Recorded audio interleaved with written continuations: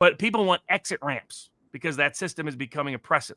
They want to be able to buy food directly from the farmer, like the Amos Miller case and the Amish farmer. And what's the government trying to do? They're trying to prohibit ordinary people from being able to buy food directly from the farmer, made the same way it's been made for centuries.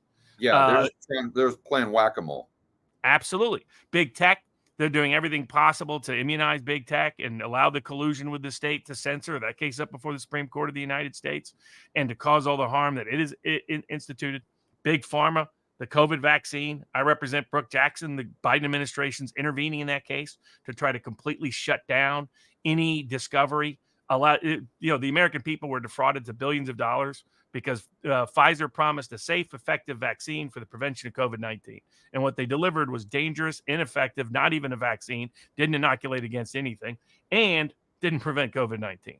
And instead has led to the highest rates of death, disability, and discrimination of any drug in American legal history. Now, Brooke Jackson's had the courage to go forward, even when, after she brings this case, she's getting phone calls from Pfizer's lawyers on a number they're not supposed to have. She's, opening her mail and somebody had opened the mail before she got it concerning the matter. She's experienced all that insanity, lost her job and career path that she'd worked in for almost 20 years.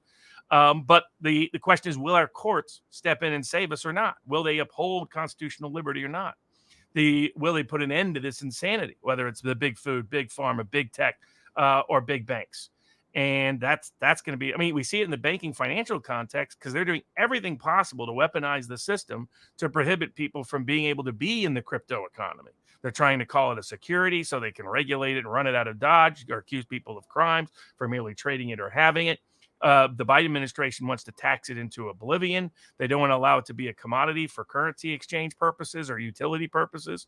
There's a war on crypto going on by the Biden administration at multiple levels that only people in the industry are really fully cognizant of, that if they win those, they can completely shut down the legal holding of Bitcoin or crypto anywhere in the world, unless it's been with their license, with their permit.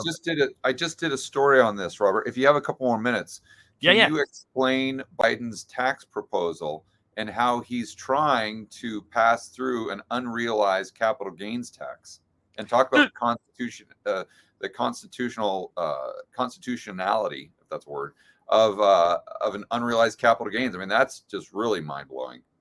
There was a word for what it is. If they were honest, they would call it a property tax. But they know that ordinary people know that a property tax isn't a wealth tax, like Elizabeth Warren likes to call it, or capital gains tax, like Joe Biden wants to call it. Everybody pays property taxes if they own a home in America. And they know that property tax, politically, that doesn't sound as good. So they call it unrealized capital gains, a wealth tax on those sneaky billionaires who are running around, run off like Elon Musk with all his troublemaking Twitter and whatnot too. There's a word for it. There's another word for it. It's called unconstitutional.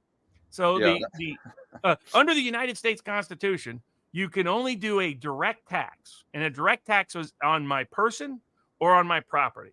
The most hated taxes were the head tax, which is just for existing. You had to pay $10 to the local lord. People hated that in America. My great-grandfathers were part of the people who resisted it there in Rhode Island. In fact, they all voted against the Constitution until it included a Bill of Rights to prohibit things like that. And so we said you couldn't do a direct tax unless it was both uniform and apportioned equally amongst the states.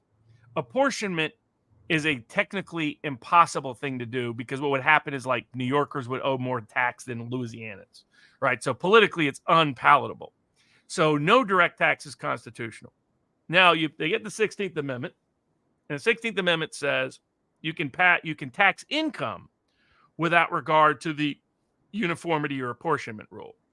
But the Supreme Court comes in and says, well, all that income means is what we said it meant in the 1890s, which is profit gain severed from the source. In other words, it couldn't be a property tax. It has to be profit, realized profit, because that's the definition of profit under the Constitution.